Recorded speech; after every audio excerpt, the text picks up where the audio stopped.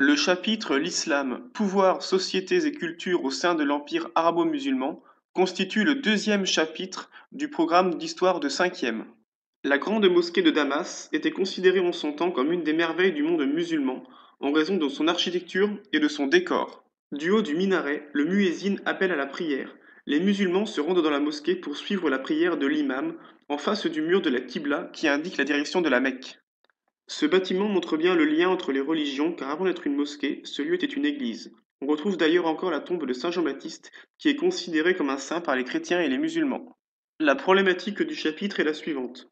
Comment naît et se développe le monde musulman entre le VIe et le XIIIe siècle? Quel contact entretient-il avec les autres empires méditerranéens?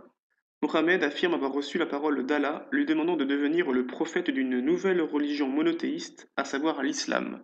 Il doit ainsi transmettre la parole de Dieu. En 622, Mohammed est chassé avec ses disciples de la Mecque car les habitants y sont polythéistes.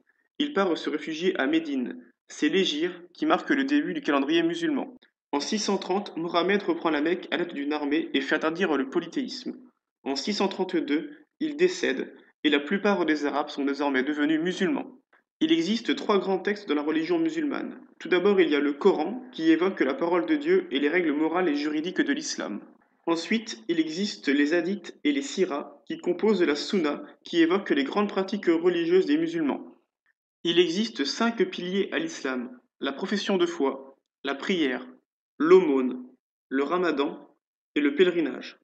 Du 7e au 9e siècle, les califes vont conquérir un gigantesque empire qui s'étend de l'Espagne à l'ouest jusqu'aux frontières de l'Inde à l'est.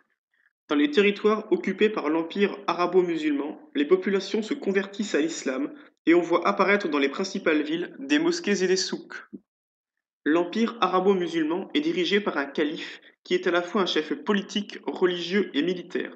Il est assisté d'un vizir qui gère l'administration. À la mort de Mohammed, les musulmans vont se diviser au sujet de sa succession. L'islam se divise alors en deux branches, les chiites et les sunnites. Au Xe siècle, l'empire arabo-musulman va même jusqu'à se diviser entre plusieurs califats rivaux, les Omeyyades, les Fatimides et les Abbassides. Le commerce est très développé dans l'empire arabo-musulman où les marchands se déplacent en bateau ou en caravane de dromadaire jusqu'à des souks. Les nombreuses marchandises venues d'Afrique et d'Asie permettent de faire du commerce avec les autres empires de Méditerranée, et notamment l'empire byzantin et carolingien. Enfin, cet empire est également un carrefour culturel où l'on retrouve de nombreuses bibliothèques. Les sciences, la médecine et les mathématiques connaissent de grands progrès. Dans l'espace méditerranéen, les chrétiens et les musulmans vont se faire la guerre, notamment lors des croisades menées par les chrétiens.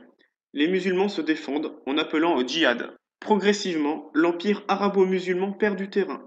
En 1258, les Mongols saccagent Bagdad et tuent le calife abbasside.